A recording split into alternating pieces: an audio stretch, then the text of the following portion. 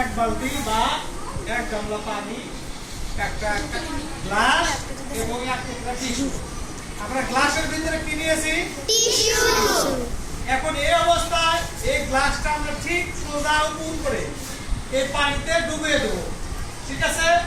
ডুবিয়ে দিলে পানিটা গ্লাসের ভিতরে যাওয়ার কথা, দেখবো যে পানি গ্লাসের ভিতরে প্রবেশ করে কিনা। যদি গ্লাসের ভিতরে পানি দেয় তাহলে টিস্যুটা কি হবে? ভিজে যাবে। ভিজে যাবে না? আচ্ছা, আমরা একটু ঠিক গ্লাসটাকে সোজা করে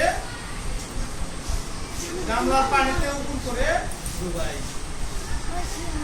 সবাই যদি খেয়াল করি দেখবো যে গ্লাসটা একেবারে ডুবে গেছে। দেখো যে গ্লাসের উপরেও পানি দেখা যায়, গ্লাসের উপরেও পানি।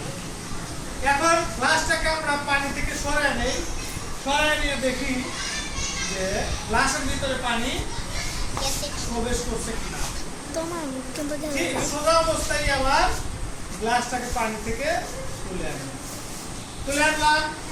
ঠিক আছে, আমরা সবাই খেয়াল করে দেখবো এখানে যারা আছি যে ভিতরের টিস্যুটা ভিজলো কিনা।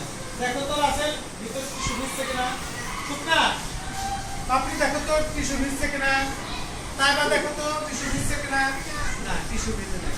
তার মানে গ্লাসের ভিতরে পানি প্রবেশ করে নাই। কেন করে নাই? গ্লাসের ভিতরে তো ফাঁকা জায়গাই নাই। কেন জায়গা নাই? এই যে ফাঁকা জায়গা, ফাঁকা জায়গা নাই কেন? কারণ এর ভিতরে কি আছে? বায়ু আছে। গ্লাসের ভিতরে বায়ু আছে, বায়ু আছে, এই জন্য গ্লাসের ভিতরে পানি প্রবেশ করতে পারে নাই। এ থেকে আমরা বুঝলাম যে বায়ু জায়গা দখল করে। কি করে? বায়ু জায়গা দখল করে।